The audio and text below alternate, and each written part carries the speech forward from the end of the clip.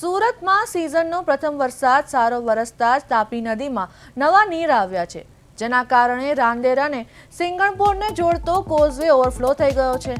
નદીના ઉપરવાસમાં થયેલા ધોધમાર વરસાદને પગલે જળસ્તરમાં એકાએક વધારો નોંધાયો છે।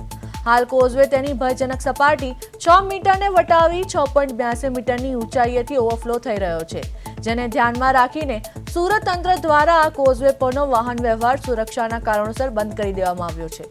એક તરફ વરસાદ મોડો શરૂ થવાથી ખેડૂતોમાં ચિંતા હતી, પરંતુ હવે સારા વરસાદથી ખેડૂતોમાં આનંદની લાગણી જોવા મળી રહી છે। તંત્ર દ્વારા નદી કિનારાના નીચાણવાળા વિસ્તારોમાં પણ સતત મોનિટરિંગ કરવામાં આવી રહ્યું છે।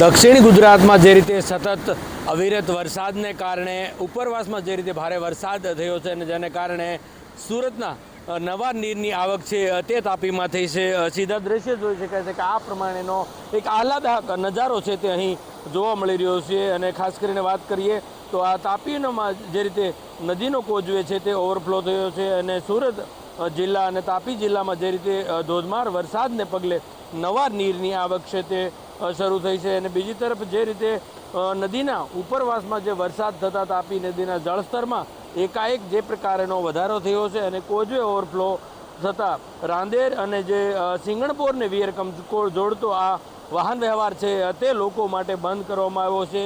અને ખાસ કરીને આ આહલાદક નજારોને ખાસ કરીને કોઝવેની જો વાત કરીએ તો ભયજનક સપાટી છે તે 6 મીટર જેટલી છે, પરંતુ કોઝવે તેની ભય સપાટીથી વધાવી એટલે કે 6.82 મીટર પરથી આસપાસ ઓવરફ્લો છે તે આ દ્રશ્યો જોઈ શકાય છે। ત્યારે તાપી નદીમાં જે રીતે નવા નીર આવવાની સાથે ખેડૂતોમાં એટલે કે ધરતીપુત્રોમાં એક આનંદની હેલી છે તે છવાય છે। અને સાથોસાથ વરસાદ જે રીતે મોડો શરૂ થયો હતો, પરંતુ એક સાથે જે પ્રકારે વરસાદ ખાબક્યો ત્યારે સુરત અને જે રીતે તાપીમાં આ બે કાંઠે વહેતી તાપી નદી મૈયાનું જે રૂપ છે તે જોઈ શકાય છે અને એક આહલાદક નજારો છે તે જોવા મળી રહ્યો છે। ત્યારે તંત્ર દ્વારા જે પ્રકારના નીચાણવાળા જે કેટલાક વિસ્તારો છે તેને મોનિટરિંગ કરવામાં આવી રહ્યા છે અને આ પ્રમાણે કતારગામને જોડતો જે કોઝવે છે તે વાહન વ્યવહાર માટે બંધ કરી દેવામાં આવ્યો છે। અને ઉપરવાસમાંથી પાણીની આવક જે થતાની સાથે 6 મીટરની ભય સપાટી છે તે વટાવી ચૂક્યો છે અને કોઝવે બંધ થવાને કારણે અહીંથી રોજ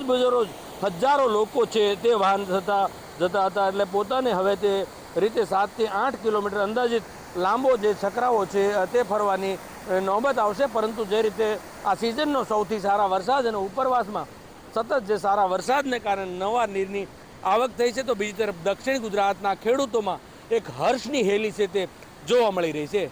કેમેરામેન અજય કુમાર સાથે અરવિંદ રાઠોડ, પ્રદેશ 24 ગુજરાતી, સુરત।